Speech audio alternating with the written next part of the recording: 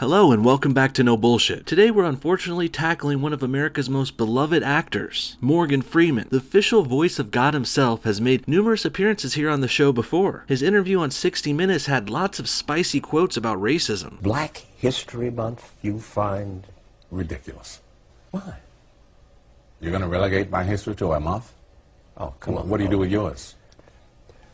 Which month is White History Month? No, come on, tell me. Well, I'm Jewish.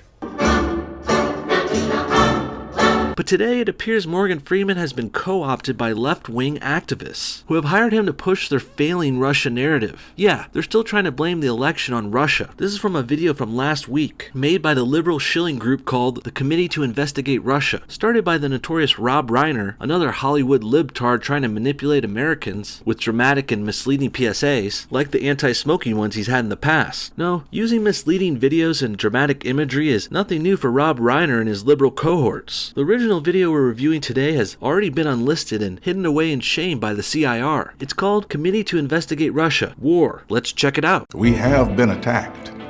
We are at war. Yeah, the USA's at war. Tell me something I didn't already know, Morgie. Actually, you know what? You don't need to. This unflattering close-up camera angle tells me all I need to know. Mr. Freeman, you ain't looking too good. Are you dying, bro? What's up with you? I know you're 80 years old now, but you usually talk and carry yourself pretty well. Maybe it's just this extreme close-up, but your eyes are looking a little bugged out. I think you're losing it, bro, because I don't know which eye to look at right here. Camera 1, camera 2. Camera 1, camera 2. Imagine this movie script.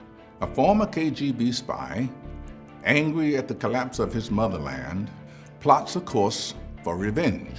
Taking advantage of the chaos, he works his way up through the ranks of a post-Soviet Russia and becomes president. And what exactly is wrong with that story? Really, if you don't buy into this whole Russia is the boogeyman angle, what's the big deal? Putin was a soldier who turned into a politician and became president. I don't know about this spying and plotting for revenge part too much. Sure, he worked in the KGB and perhaps he went on some James Bond 007 style missions, but are we saying that this Russian James Bond doesn't have a right to be president? Because I think he still does, despite his work history. And I also think serving your country is a noble feat, especially when you're risking your life, like people who become soldiers and spies in KGB. He establishes an authoritarian regime, then he sets his sights on his sworn enemy, the United States. Sweet eagle, but I don't know if Putin has as big a hard-on for the United States as you think. It's possible, but the USSR had loads of other people to worry about too. China, India, Korea, Afghanistan. Russia had all sorts of other enemies. Now, that's not to say the US wasn't their biggest adversary, and for a time we were at each other's throats for sure, but to have this romantic version where the USA and Russia are these jilted lovers who will forever hold grudges over each other for all eternity, I think that's a bit much. I doubt the leftists behind this video even buy that line. Some maybe, but I really think they're just trying to use this narrative to scare people into joining their side. And like the true KGB spy he is, he secretly uses cyber warfare to attack democracies around the world. That's quite the smug little face you got going there, Morgan. Let me go ahead and wipe that off with a little knowledge for you. All the major world superpowers use cyber warfare. The USA does it, China does it, India, England, Germany. It's pretty common actually. So singling Russia out here doesn't really make much sense. Now, if you want to say it's okay when America does it, but not when others do it, well, I could probably get on board with you there. But still, I think you're being a little deceptive here the way you're saying Russia uses cyber warfare, like they're the only ones. Using social media to spread propaganda and false information, he convinces people in democratic societies to distrust their media, their political processes, even their neighbors. If Putin is getting people to distrust the media, then I say give that guy a fucking medal. People shouldn't be trusting the news or social media. Being skeptical is a good thing, especially in this information age we're living in. There's too much fluff and lies and manipulations out there. All it takes is one fake news story from CNN and then your friends are retweeting it and now everyone thinks Russia hacked the election, even though there's no fucking evidence. And he wins. Vladimir Putin is that spy, and this is no movie script. And the point Morgan's making here gets even more retarded when you look into it further. I mean, what they're saying is Putin uses cyber warfare to make fake posts and fake news to convince Americans not to trust the media. Well, if that is true, then Putin is right. He has controlled the media and the Americans shouldn't trust it. It's a pretty self-defeating argument they're making, to say the least. A bit confusing too if you try and think about why Putin would do this. Why would he want the Americans to distrust the media when he could control it? Wouldn't it be better for Putin to use America's blind trust to lead them where he wants to go? What's the fucking end game here? Oh man, it's a mind fuck. I better turn back. I've already digressed too far. In reality, Americans don't trust the media because the media is not trustworthy. They've lied and gotten things wrong far too many times. Too much bias and selective reporting. So no CIR and Morgan Freeman. Russia's not going to be the scapegoat here. The media is not trusted because of its own bad actions. We need our president to speak directly to us and tell us the truth. We need him to sit behind the desk in the Oval Office and say, damn, Morgan needed a seat. Take a breath, old man. No need to strain yourself over this bullshit PSA. Public service announcements really aren't worth it. No one really watches these things, besides sometimes they're shown to kids at middle schools or some shit. And to be honest, I thought you were better than this, Morgan Freeman. That's why I say you're breaking down, bro. I don't want you to. I love your work. Shawshank, Bruce Almighty, Now You See Me. I even like that one classic flick where you drove that old Jew around the whole movie. What was that called again? Oh yeah, The Bucket List. No, wait a second. It was Going in Style. That was it. Anyway, I love your work, Mr. Freeman, but this Hollywood libtard PSA you're doing is not a good look for you. Do you need money or something? Is one of your ex-wives taking you to the cleaners? Whatever the reason you need the money, couple that with your failing health, and I'd say it's pretty clear Morgan Freeman is breaking down. My fellow Americans, during this past election, we came under attack by the Russian government.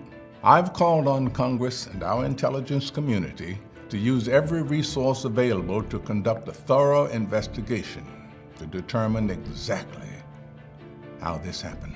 If this hack did happen, I'm sure the president already knows about it, and he probably thought this little hypothetical press conference you're suggesting was unnecessary, and I agree. There's no upside to this sort of announcement. If we were hacked, the experts will handle it internally. There's no need to announce our failings to the world and admit we were wrong here or there. Hell, I never admit I'm wrong, probably because I never am, but if I was wrong, I certainly would never admit it. The free world is counting on us for leadership.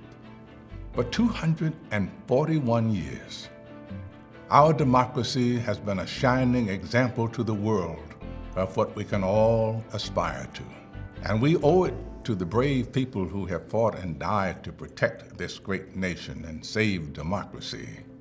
And we owe it to our future generations to continue the fight.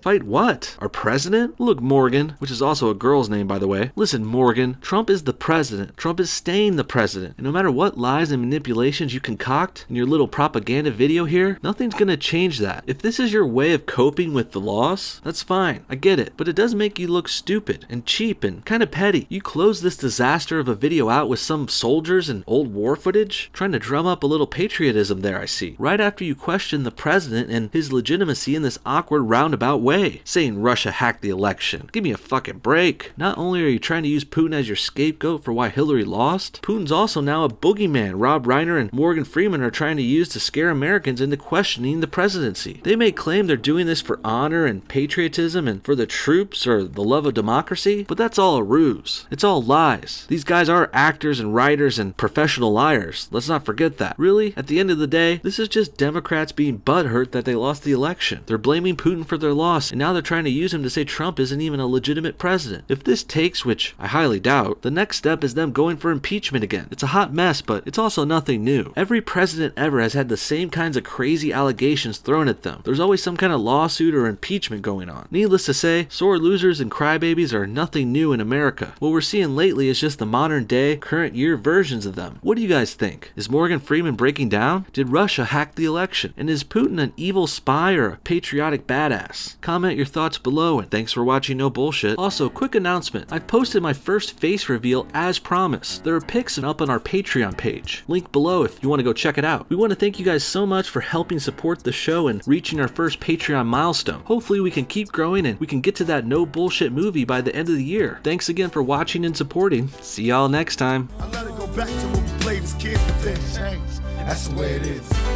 Come on. That's just the way it is. things will never be the same.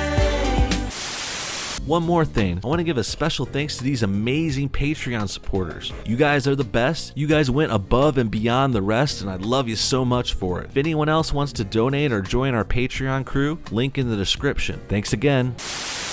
Okay, which month is Jewish History Month? There isn't one. Oh, why not? Yeah.